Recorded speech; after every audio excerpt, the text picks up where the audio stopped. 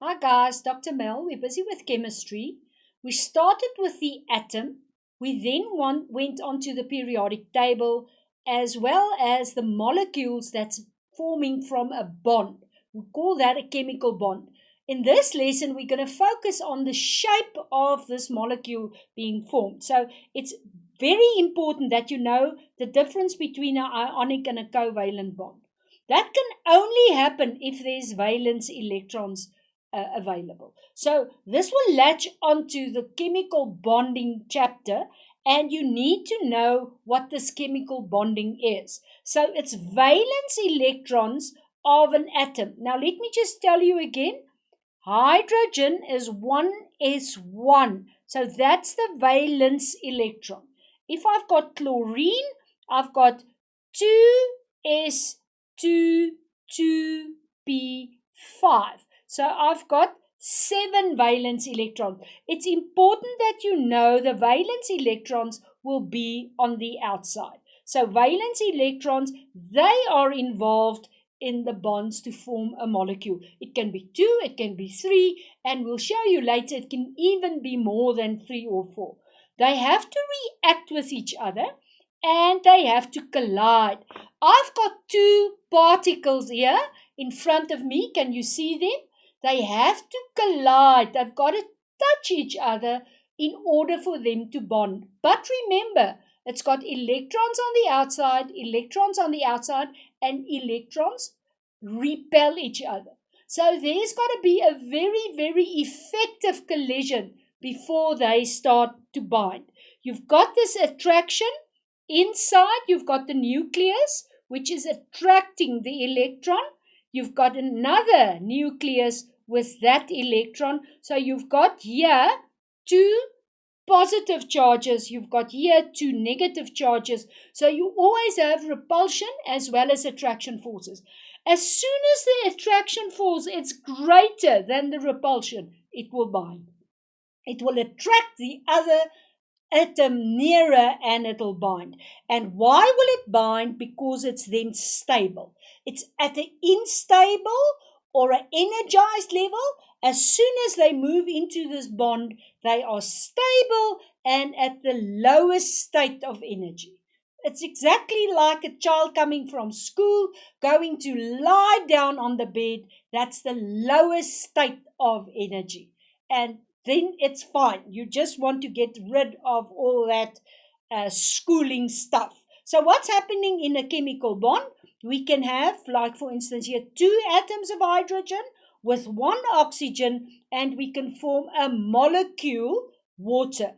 Or we can just have 1 hydrogen with 1 chlorine forming hydrochloric or hydrogen chloride. It depends on why you want to use and how do you throw them together, what you want to do with the substance. Right, we've done Lewis diagrams. Lewis is just the valence electrons. Where I've got hydrogen, just 1 dot. Lewis is the dots. Here I've got nitrogen, look at that, 2s, so I put those 2 there. And if you remember, we said 2s looks like that in the Aufbau. 2p has got a py, px, and a pz. And remember, we actually put them each in an orbital. Now, these 2, can you see here? Let me just encircle that. There, I've got them. Now, I've got 3 separate ones. I've got this one, and I'm going to put it there. I've got this one, and I'm going to put it there. And that one, and I'm going to put it there. And can you see now? It can bind to that hydrogen there. Here can be a pair. Here can be another pair. Here can be another pair. And now it's stable. Now it's okay. It's bound to something else. And exactly what we said about the chlorine as well. Right. The groups, you know, we've done the periodic table. Everything in group 1 will have that 1 electron in the valency. So sodium will be 1. Potassium will be 1. Beryllium and magnesium and calcium will have the 2 dots. Boron, aluminium, 3 dots. Carbon, silicon, 4. Nitrogen, phosphor, can you see 5? Oxygen as well as sulfur, the 6. Fluorine, chlorine, bromine will have the 7. And we know this is full. Let me show you this noble gas. 1, 2, 3, 4, 5, 6, 7, 8. Therefore, no half-filled orbital, it will not react with anything. Let's go back to the chlorine. Can you see there? 3s2, 3p5. I've got the 7 around this one, 7 around that one. But I'm more interested in this one that's alone, that one that's alone, and there they share, each one contributing 1 electron, and they're happy. And this is Cl2, a very stable molecule. We've done the chemical bonding. Let's just quickly revise. When I've got covalent, co meaning everyone is making a contribution, it's one non-metal and another non-metal. For instance, Cl with Cl or H with Cl. Both non-metals, it will form a molecule. Each of them contributed with a half-filled orbital and they shared an electron pair. What do we find when we've got a metal with a non-metal? The metal will transfer the electron to the non-metal. So the ions will attract. So with the metal, you will find sodium plus. And with the non-metal, you find Cl minus. And you know that a plus and a minus is 2 separate charges attracting it to each other. And it will form not a molecule, a crystal lattice. The final bonding that we have is within a metal.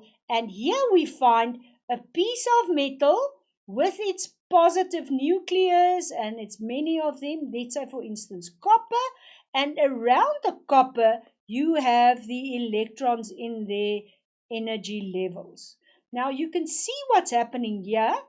You can see if I've got an electron, say for instance there, that electron will not know, am I that electron or this nucleus electron or that one or that one? Therefore, we say it's delocalized. And it's because of these delocalized electrons that a metal also conducts electricity so well. So the atoms will have an empty orbital and the electron will be transferred from the one to the other. Covalent, non-metal and non-metal. Ionic, metal with non-metal, and metallic within the metal. Not metal with metal. We cannot bind a metal with a metal. We have to solder it, or we actually have to use high energy. And how do you do? Welding. We actually put 2 metals together. Right, a typical covalent bond, as I said before, is the sharing of the electron pair. So the one atom gives an electron, the other one provides an electron, and they're sharing. Now there can be sharing of 1 pair. There can be sharing of 2 pairs and even sharing of 3 pairs. Now what I have here is the sharing of 1 pair. Can you see there? I've got a single bond. I also took 2 of them. And you can see there's 2, and we can obviously find 3 as well. So important that you see that bond is the sharing of the electron, and this will be in hydrogen and chlorine as well as in HCl. This will be in oxygen and this in nitrogen. Now there's another type of covalent bond which we have to discuss. We call it a dative covalent bond. Now what's happening with a dative covalent bond? The one atom is giving all the electrons. So the one atom donates both electrons. It's those people taking everything for supper. The other one is just arriving and eating your nice food that you brought.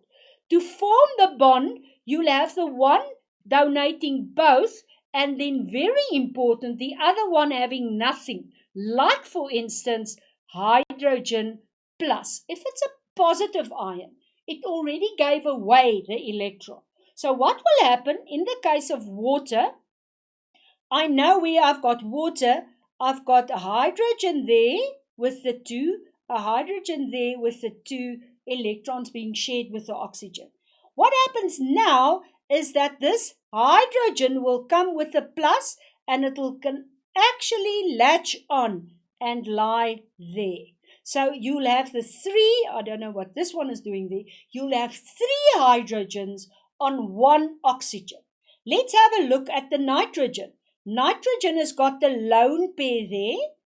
It's got a pair shared there with the 3 hydrogens, and along comes that uncle who's bringing nothing, lost the electron already, and it comes like a parasite, and it comes there it is, and it comes and lies there with the 2 electrons, and as if he brought something, he shares in everything. So the dative is 1 positive ion, for instance hydrogen, and it's usually just these 2 that you've got to know. So I've got H3O plus and I've got NH4 plus, where I took H2O with the hydrogen and we formed that, or ammonia plus the hydrogen and we formed that. Right, so that's important that you know all the covalent bonds. Let's have a look at the shapes. Now there's a way that we can actually look at the shapes by looking at the valence shell electrons, those on the outside. And we're looking at the pairs, and we know what electrons do. All of them negative, they will repel each other. And the abbreviation is VSEPR. I'm going to repeat it. V is valence, S is the shell, electron pair repulsion. They will actually repel each other to determine a specific shape. What will be very prevalent now is that you've got the bonding electrons. Now let's see, for instance, if I've got oxygen and oxygen looks like that, that's the Lewis. I have the bonding electrons. Can you see this one and that one will actually partake in a bond with, for instance, hydrogen. But we also have in this oxygen those 2, and that we call lone electron pairs. They're already there, and that influences the shape because it's all negative. So there's 5 shapes that you've got to know. I put it in a table, and most textbooks also have it in a table. The first one is linear. Linear meaning in a line. It's usually 1 core atom with 2 on the side. Can you see there's 2 there? And it is 2 bonds, 1 that side and then 1 that side. And one of the examples is beryllium chloride. Then we find one with 3 bonds. 1 there, 1 there, and 1 there. It's in a flat plane, therefore it's tri-3-gonal planar. It's in 1 plane. And one of the examples is BF3. The final one with the 2 is linear, then trigonal planar, and then tetrahedral. Now, tetrahedral, why I said final, is that's more or less to what extent you have to know the shapes up to when you get to organic chemistry. The rest you'll only do now, but you have to know them, and you'll see just now, we're going to play a little bit so that you can understand this better. Tetra meaning 4. Can you see I've got my central carbon, and I'm going to latch it onto 4 hydrogens, and that's where I get my 4 covalent bonds. A 5th one is quite difficult. I've got 4 here, where I had the 4 there. I've got 3 here and 2 here. So I've got 5 covalent bonds, and you'll see now it's quite difficult when we show you the molecules just now. So I've got P, which has got 5 valence, and it's binding to 5 fluorines to form the tri, the 3, and the bi, the 2, trigonal bipyramidal molecule shape. When we add 6 covalent bonds, we will say the shape is octahedral, like an octopus. So I've got octahedral here, and one of the examples will be SF6. Let's quickly revise what you have to know. Guys, you need to know that I've got 2, 3, 4, 5, 6 covalent bonds sharing electrons, and you need to know the examples. You have to know the names, and it's not that difficult if you just quickly write them down with me and see if you can remember. We're now going to show you a three-dimensional way, and we're going to use the PhET program. Now remember, the PhET is P-H-E-T. You can actually go to PhET Colorado, open that website, and you can play with the simulations of the different shapes. Right, guys, so we've got PhET, which is a program that you can access on the internet, and you can see here that we've got a central atom. And now I'm going to put a few atoms towards that, and it's going to bind. And you can see here on the left hand in the corner, it is a linear bond. I'm going to add another one. Can you see there? It's in a plane, so it's trigonal planar. And I'm going to add another one. So now I've got tetrahedral. And see what happens if I turn this around.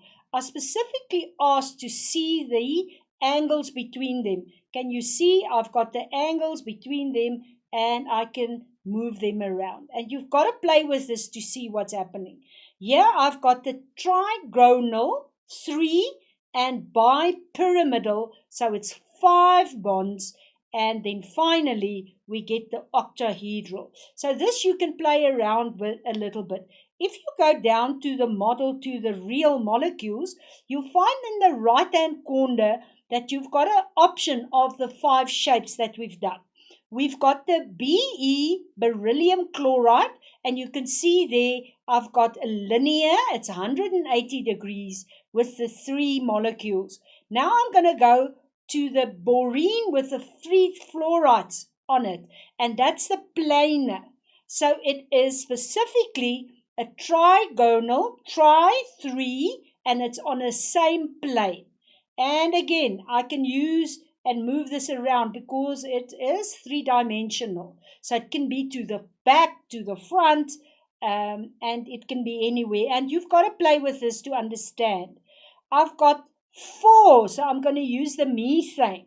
So here I've got tetrahedral, it's 4, and you can see there, 1 to the left, 1 to the right, 1 to the front, and then 1 upward. And I'm going to pull the upward one so you can see what's going to happen here.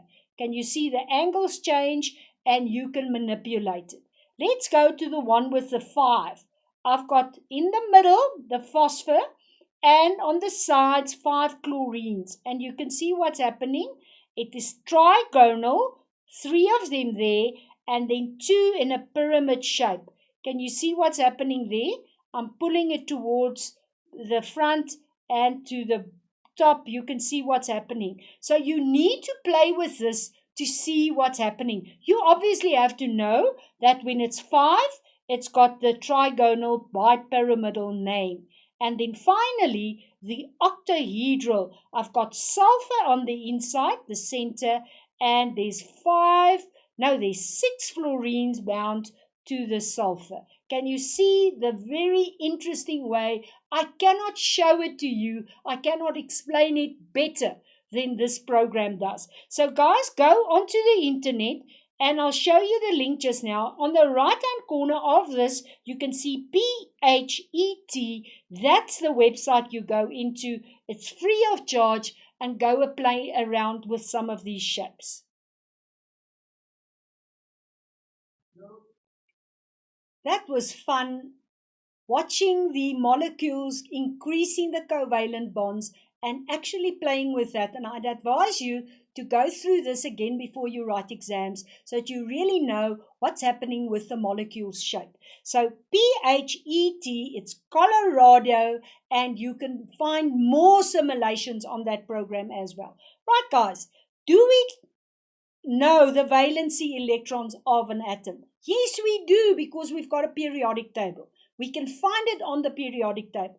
That will determine what the bonding will be. If it's a metal, With a non-metal, it'll be an ionic bond. If it's a non-metal with another non-metal, it'll share electrons. It will be a covalent bond. You'll see the 5 shapes. If you practice, you have to be able to name them, and we know it's according to that model. I hope you practice this and see how it works. It's really very nice, and it's a fun way of learning chemistry. And go to previous papers, guys, and go to Science Clinic on the internet and practice chemical bonding and the structures of a molecule. Bye-bye.